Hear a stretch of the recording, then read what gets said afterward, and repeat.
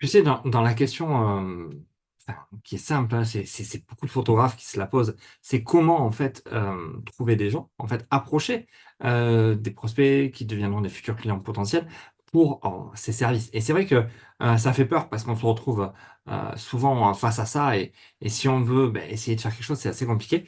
Moi, j'ai une approche pour les photographes, mais pour d'autres personnes, si vous voulez, enfin, pour d'autres corps de métier, mais spécialement les photographes, c'est ce que j'appelle la règle des 10 contacts en or. En fait, on a tous autour de soi, potentiellement, des gens qui peuvent nous permettre de faire ce qu'on veut, de réaliser, en fait, euh, les shootings qu'on veut. Si on veut, par exemple, si on est spécialisé dans le mariage, qu'on voudrait un peu se diversifier dans le corporate pour, ben, je sais pas, il peut y avoir des périodes de l'année où on travaille moins, mais on a tous autour de soi, c'est ce que j'appelle les 10 contacts en or. Alors, je vais te le détailler, mais je voudrais juste être un peu plus clair là-dessus. Beaucoup de gens se retournent, en fait, autour de soi et se disent, oh là là, il va falloir que j'aille voir telle ou telle personne. Ils voient les choses très très loin. Mais revenez un petit peu autour de votre premier cercle, parce que tu sais, on a toujours des cercles autour de nous, de connaissances, mais le premier cercle, en fait, quand on est photographe, ben, il est quand même assez large.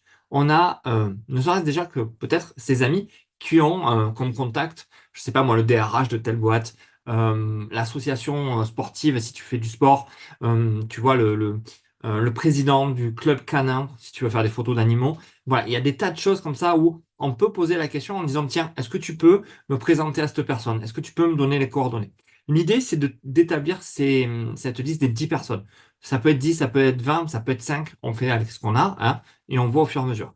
L'idée, c'est de rentrer, dans un premier temps, tu prends une feuille, tu poses les 10 noms, prénoms, tu vois comment tu les as contactés, et tu te poses une question. Une deuxième question, c'est est-ce que ces gens peuvent être des prescripteurs pour tes photos, pour tes séances photos, ou est-ce que ce sont pardon, des clients pour tes séances photos? Tu vois, c'est deux choses différentes. Si c'est des clients, ben, c'est OK, tu peux les contacter, tu peux voir avec eux. On peut aborder des techniques, hein, justement, pour vendre tes photos de manière beaucoup plus... enfin, que ça fasse pas vendeur de tapis, mais que ça fasse voilà, juste échange avec les gens. Et de là, si ce sont des prescripteurs, ben, tu vois avec eux où ils peuvent t'emmener, vers qui ils peuvent te recommander. Et tu vas voir que ben, finalement, trouver des clients pour tes prestations, pour tes services photographiques professionnels, hein, c'est pas si compliqué que ça. Je sais pas si je suis clair là-dessus, tu me diras, mais pour moi, voilà. J'ai souvent balayé ces 10 personnes et j'ai toujours réussi à me dire, tiens, mais voilà, je voudrais aujourd'hui rentrer dans le culinaire à un moment donné, moi ça a été ça. Et j'ai cherché autour de moi les 10 personnes qui pouvaient soit être potentiellement des clients, soit potentiellement des prescripteurs. Et j'ai réussi, par exemple, à faire des photos de culinaire comme ça. C'est très très simple, il ne faut pas réfléchir trop loin. Tout bêtement, hein, c'est ce que je dis, c'est aller voir autour de vous. Donc, pour répondre à la question où les gens me disent, OK, j'ai ces contacts, je fais quoi? Tu vois, quand tu me dis, là, tu viens de me dire, ouais, mais il y a des gens qui osent pas, en fait, se lancer. Oui, parce qu'en fait, ils imaginent la chose comme le vendeur tu sais, de tout l'univers là, qui met le pied dans la porte, là. Non, quand tu vends tes photos, quand tu vends tes prestations photographiques, tu vas pas l'aborder comme ça. Tu vas plutôt aller voir les gens en mode, j'ai besoin de votre retour, j'ai besoin d'aide. Par exemple, ben voilà, moi, aujourd'hui, j'aimerais bien faire de la cuisine. Imaginons que, je prends mon exemple là, tu vois, on a pas mal échangé là-dessus. Je vais prendre l'exemple où quand moi je me suis lancé dans la photo culinaire. J'avais personne. D'accord? J'ai pris mes 10 contacts et le premier était un ami à moi qui avait un restaurant, qui avait une carte, j'ai regardé, qui était pour moi pas suffisante en termes d'image et je savais que je pouvais faire mieux. D'accord? Ça allait peut-être me prendre du temps, ça allait pas être très facile, mais je suis allé le voir. Je lui ai dit, tiens, est-ce que je peux te faire tes photos? J'avais pas de photos de culinaire à part les trois que j'avais fait à la maison. Mais on a fait ça dans son restaurant. On a fait tout un reportage et j'ai eu mon premier portfolio. Bon, ok, ça a été, c'est pas du gratos parce qu'on a mangé, mais tu vois, j'ai fait mes photos comme ça. Et de là, j'avais quelque chose à présenter au suivant. Et le suivant, au lieu d'aller le voir en disant, hey, je fais ça, je l'ai abordé en lui disant, mais tout simplement, écoute, voilà, j'aimerais avoir tes retours sur mes photos culinaires, qu'est-ce que tu en penses, comment tu verrais les tiennes, ainsi de suite. J'ai amélioré mon offre, j'ai amélioré les choses, et finalement, il m'a dit, tiens, moi, je voudrais bien essayer. Voilà, très simplement. La troisième personne, je l'ai abordée différemment parce que je savais que ça allait lui plaire, mais je savais que elle allait tiquer un peu sur le prix, par exemple, parce que j'avais établi mes tarifs aussi, et elle était un peu, je sais, un peu plus frileuse d'investir. Je lui ai fait une offre en lui disant, mais voilà, je te fais ça. L'offre, enfin, mon tarif, je me rappelle plus les prix, mais le tarif est à 400 euros, je vais dire, je te le fais à 200 euros parce que voilà, tu vas me permettre à moi de communiquer avec tes photos. Et ainsi de suite. Et je me suis lancé à la photo culinaire. Tu vois? Est-ce que ça te parle? Alors, moi, le bouche à oreille, tout le monde en parle, dit que c'est ce qu'il y a de magique. Alors, sur la question, enfin, pour répondre à ta question, allez, quels canaux j'utilise? Tu me parles des réseaux, tu me parles du bouche à oreille, du site internet. Très clairement, pour moi, c'est le bouche à oreille, c'est comme le site internet, ça vient après. Qui va te recommander en tant que photographe professionnel, hein, s'il n'a pas travaillé avec toi ou si il n'est pas membre de ton premier cercle de tes amis? Personne ne va te recommander, d'accord? Le bouche à oreille n'arrive pas comme ça. Comment tu trouves ce premier contrat photographique, portrait, boudoir, mariage, ce que tu veux, pour pouvoir y aller? Tu vois, c'est ça la vraie question. Beaucoup de gens me disent, mais moi je veux travailler sur le bouche à oreille, la recommandation. Voilà, la recommandation et le bouche à oreille, c'est pas pareil. D'accord? Enfin, c'est pas que c'est pas pareil, c'est que c'est deux univers différents. Souvent, le bouche à oreille, c'est familial, amical, réseau.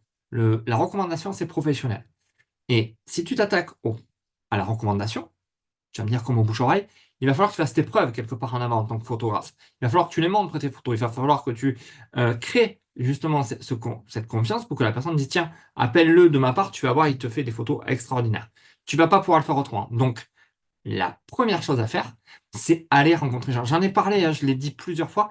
L'avenir du photographe, celui qui va se développer sur un marché local, autour de chez lui et sa région, c'est si il va à la rencontre de professionnels, à la rencontre d'associations, à la rencontre de clubs sportifs. C'est ça qui va faire que il va pouvoir développer sa notoriété de photographe.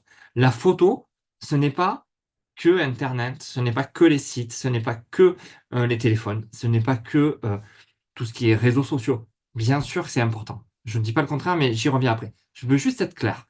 Pour avoir du bouche à oreille, pardon, ou de la recommandation, l'idée, c'est d'aller toi d'abord te présenter aux gens et voir dans des réseaux d'affaires, dans des réseaux associatifs, pour amener de la valeur, montrer ta valeur. Pour moi, c'est clé. Et c'est ça qui va faire que tu vas pouvoir développer ton activité.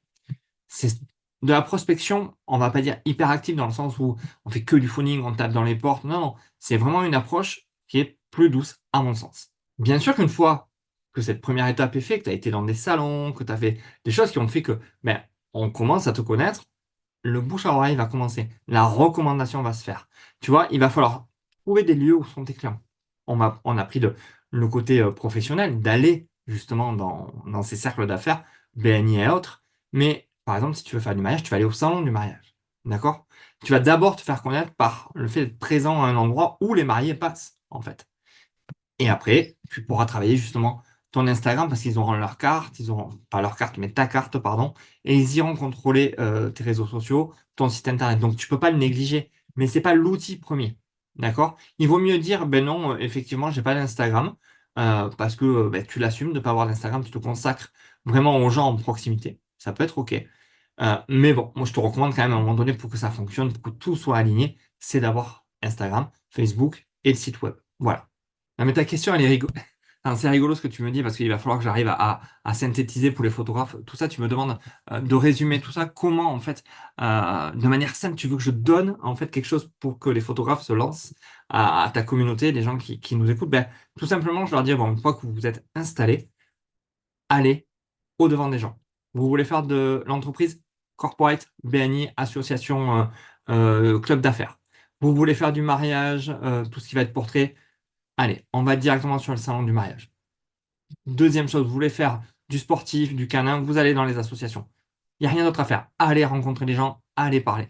Et après, tout le reste se mettra en place, le bouche à oreille, la recommandation, et ils iront voir vos réseaux et vous développerez votre chiffre d'affaires comme ça. Mais la première chose sur laquelle j'aimerais que insister et que je voudrais voir tous les photographes de ma communauté, de la tienne, se lancer, c'est vraiment, vraiment aller sur le terrain, voir les gens pour justement se faire connaître et participer à la vie active de votre ville, de votre région, pour que justement on pense à vous en tant que photographe professionnel. Voilà, je vois pas mieux, je vois pas mieux. Et si la règle des 10 contacts, hein, des 10 personnes, tu prends ça, tu prends ta liste, tu te dis voilà, prescripteur ou client, et tu travailles là-dessus. Enfin, il y a pas d'autre solution, ça va vite, hein. C'est simple, hein, en fait. Techniquement, combien de temps tu disais aussi dans ta question, je dirais que pour faire ce travail, il faut compter un trimestre. Je suis très trimestre, donc je dirais en 3 mois, on a trouver les contacts, on les a contactés, on a commencé à travailler avec eux. On en est deuxième trimestre au stade de la recommandation, je pense. Voilà, à peu près, ça varie pour les gens. Il y a des gens qui font ça en un mois, d'autres en 4, 5 mois. Bon, ça dépend des gens, mais voilà, je pense que je t'ai donné les chiffres que tu voulais.